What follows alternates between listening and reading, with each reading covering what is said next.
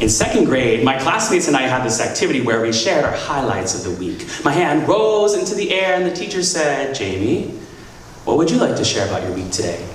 And I puffed my 7-year-old chest and announced, "My mom made sinigang, but there was no patis." Even after she asked me to repeat, her expression was still blank.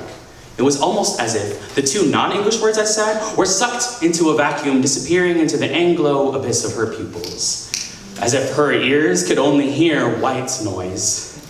At the time, my tongue didn't know how to say that sinigang is a sour soup commonly eaten in Filipino households. Its tang comes from tamarind, and mixed in is a range of anything from beef and cabbage, shrimp and broccoli, onion and potatoes, string beans, and patis, a fish sauce used to add a kick. But this is brown and salty, like me. And yeah, I'm comparing my life to fish sauce, but maybe it's also been one giant pot of stewing frustration, topped with messages and affirmations of toxic masculinity, of cis heteronormativity. You see, in 5th grade, I came home with a permission slip to join the school choir. When I brought it up to my dad, ESPN blaring from the TV, he took a quick glance at the paper and said to me, "Only gay boys sing." So I tossed it in the trash, tried my best to swallow the lump in my throat and pay attention to the basketball game on screen. At that age, I hadn't even come out to myself yet. So when we sat at the kitchen table, I slurped my sinigang like a straight boy, talked about my days at school like a straight boy, intonations and inflections of my voice never too high, because in no way was I a gay boy. Except in the shower.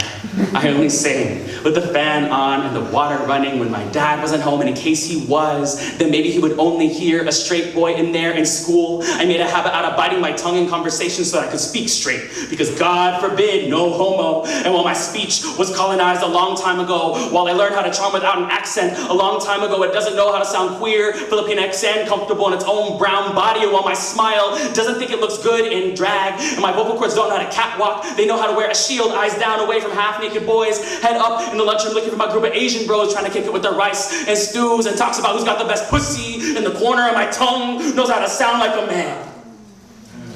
While humming under its breath songs of proud heritage and rainbow skies. And even now, after I've learned how to belt about who I am at the top of my lungs, my queer friends keep telling me, "Jamie, you're so masked."